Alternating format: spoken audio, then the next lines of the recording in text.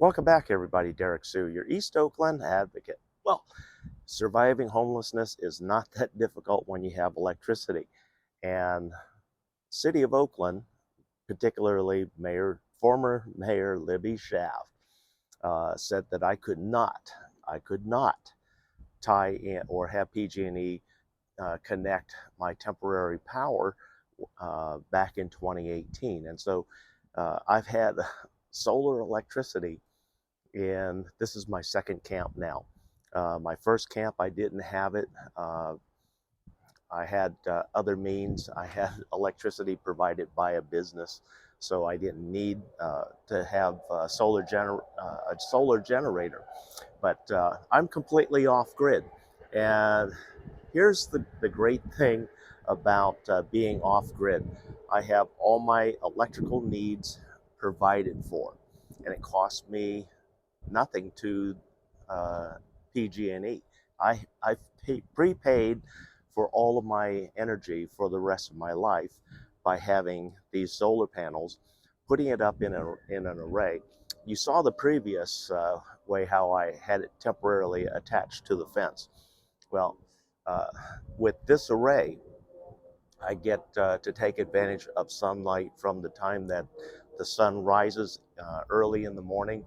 And about an hour after the sun rises, that's when electricity starts flowing into my solar generator.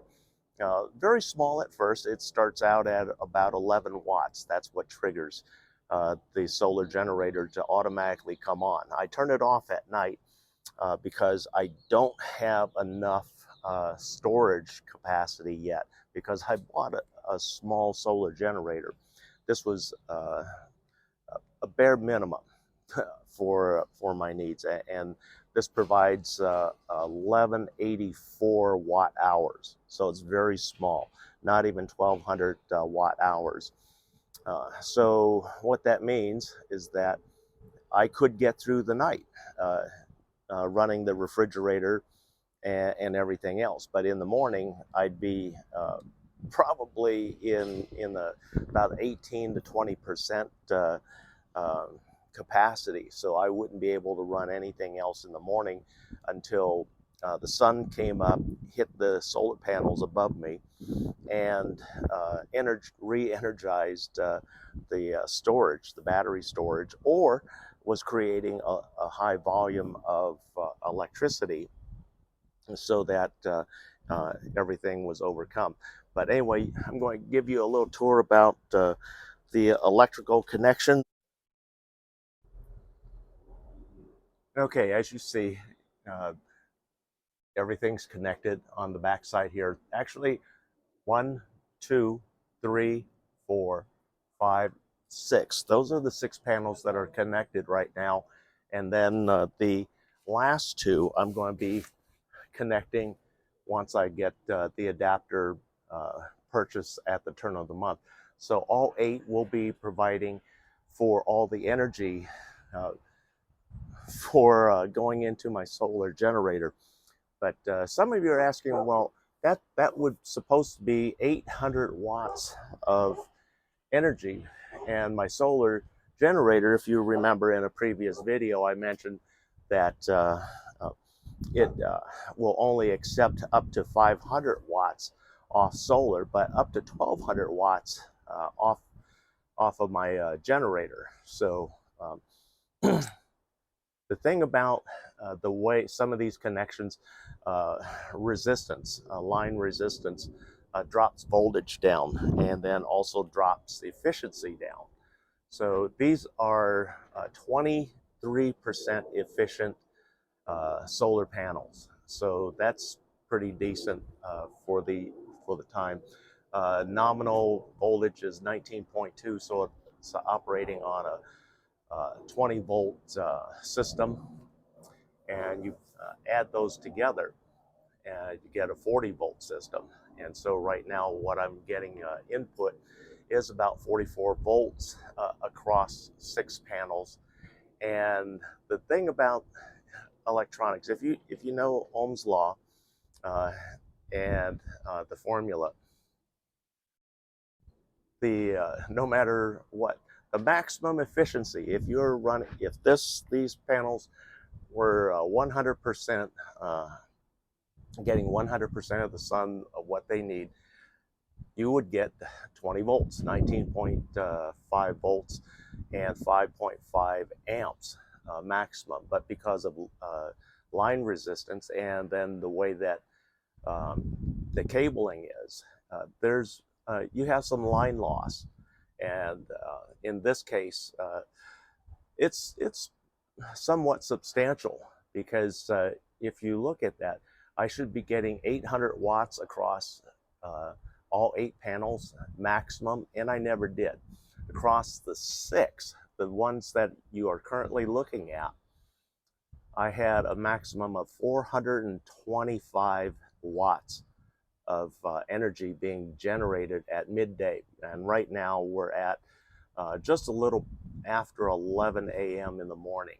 And so sun is in really good position, and it should be putting out maximum or creating maximum wattage, but it's not. And so right now we're going to go in and take a look at the solar generator screen and see how much energy these 6 panels are creating right now.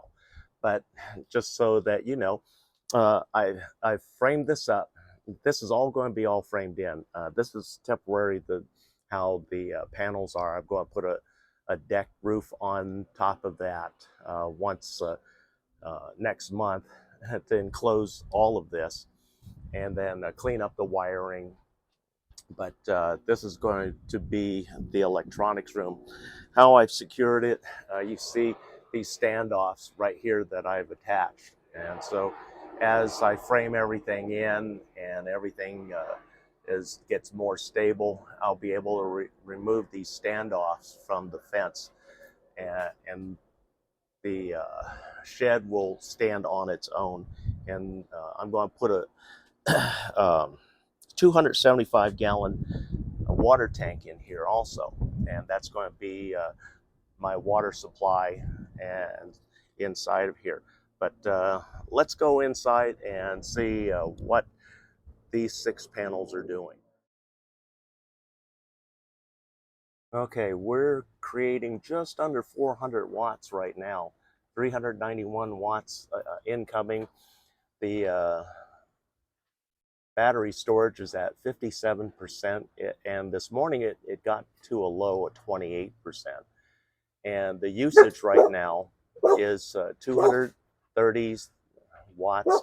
What that is, that's a refrigerator and a box fan running, my Wi-Fi running, and just to show you, I have my TV, or not my TV, but there's my refrigerator. You want to see? Yep, see, there's light inside. That's my refrigerator. And homeless people usually don't make ice, and here I am making ice, and that's inside my freezer, nice and cold. So those are some of the big accessories. And then I've got my microwave and air fryer. I've got my pizza oven, then coffee pot, air fryer, and I have a lot of stuff in here that runs off electricity. And then the things that I don't have, or that I do have that don't take electricity, is kind of like my propane outdoor stove, and that's how I heat water, cook a lot of my food. So you see, I'm pretty self-sufficient on everything here. Things are kind of messy because I just haven't been keeping up. I've been real busy with doing a lot of different things, plus my doctor's appointments, and it's been go go go, and I don't have a whole lot of time to do things. But anyway, I wanted to show you how off-grid living can be, and by having electricity and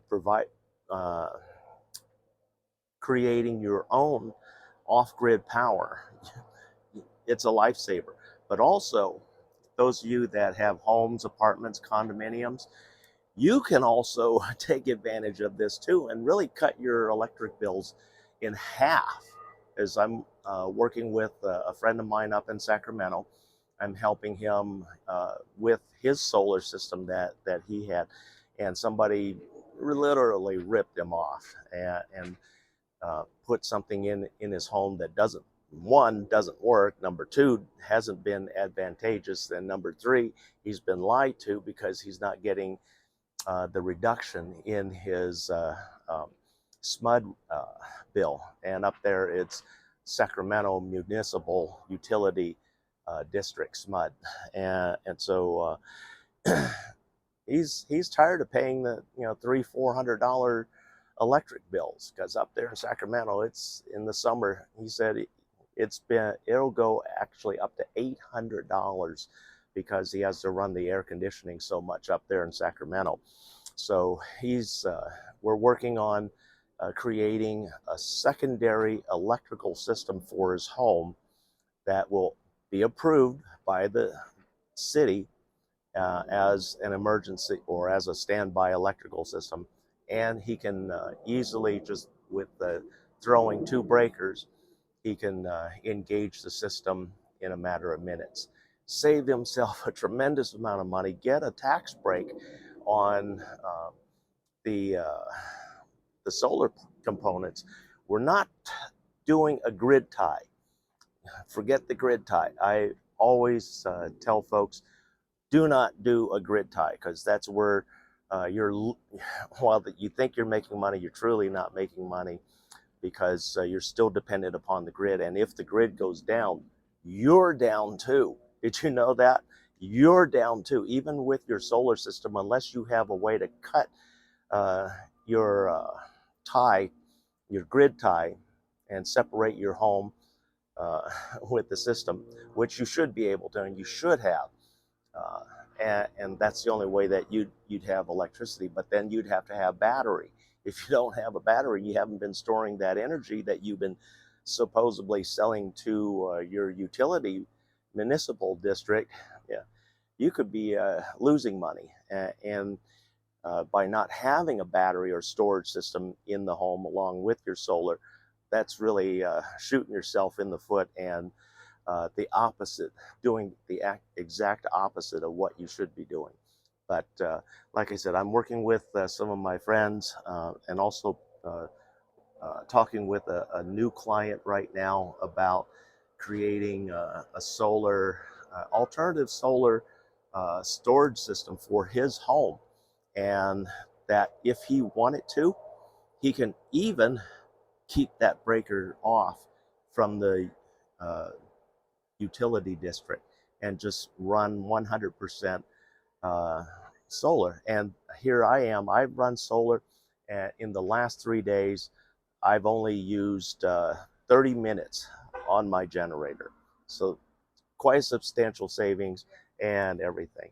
Thanks for joining me today. We'll be right back.